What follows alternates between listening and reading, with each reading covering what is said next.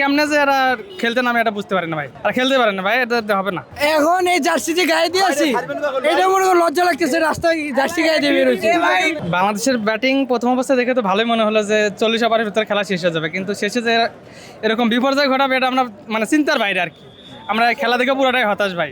আফিফ কই থেকে এলো না এলো, আফিফ হোসেন এত বল খেলো, বল খেয়ে রানই করতে পারলো না, শুধু বল এত ডট দিয়ে মানুষ মানে কেমনে যে এরা খেলতে নামে এটা বুঝতে পারে না ভাই। কোনো অর্ডারই খেলতে পারে নাই ভাই, মিডল অর্ডারও খেলতে পারে নাই, টপ অর্ডারও খেলতে পারে, শেষে যা আরও ধস, আর খেলতে পারে না ভাই, এটা হবে না। আমরা এই খেলাতে তামিম ইকবাল ছিল, সাকিব ছিল, এদেরকে আমরা বেশি মিস করছি, এই জন্য আমরা বেশি হতাশ। এই খেলা সব মিলে আমরা আর কি বলবো, বলার ভাষা নেই, আমাদের বলার ভাষা নেই আর। আমার কাছে প্রথমে খেলা ভালোই লাগছে, খেলা শেষের দিকে এসে মাঝখান থেকে যে অবস্থা শুরু করছে হ্যাঁ, একদম। এখন এই জার্সি যে গায়ে দিয়ে আছি এটা মনে করে লজ্জা লাগতেছে, রাস্তায় জার্সি গায়ে দিয়ে বেরোচ্ছে, মানে বলার ভাষা নেই।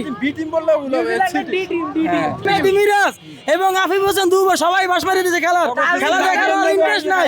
আমরা যারা ক্রিকেট লাভার তাদের খেলা দেখার একদম ইন্টারেস্ট মারিয়ে দিছে, আর বাংলাদেশে খেলা দেখতে আর আসবো না। আমরা পুরো হতাশা। মিরাজের থেকে যেটা আশা ছিল, প্রত্যাশা ছিল, সে প্রত্যাশা পূর্ণ করতে পারে নাই। ক্যাপ্টেন হিসেবে সে একদমই বাজে, একদম বাজে ক্যাপ্টেন হিসেবে। ক্যাপ্টেন তার আরও দায়িত্ব নিয়ে আরও খেলা উচিত ছিল, কিন্তু উনি যে মানে পারফরমেন্সটা আমরা দেখলাম তার কাছ থেকে খুবই হতাশাজনক। মেহেদী হাসান মিরাজ হলো হ্যাঁ গুড ক্যাপ্টেন, কিন্তু উনি ফিল্ডিংটা ভালো মতো দিতে পারে নাই, এবং উনি বোলিংটা দিছে কিন্তু ব্যাটিংয়ে যায় উনি শেষটা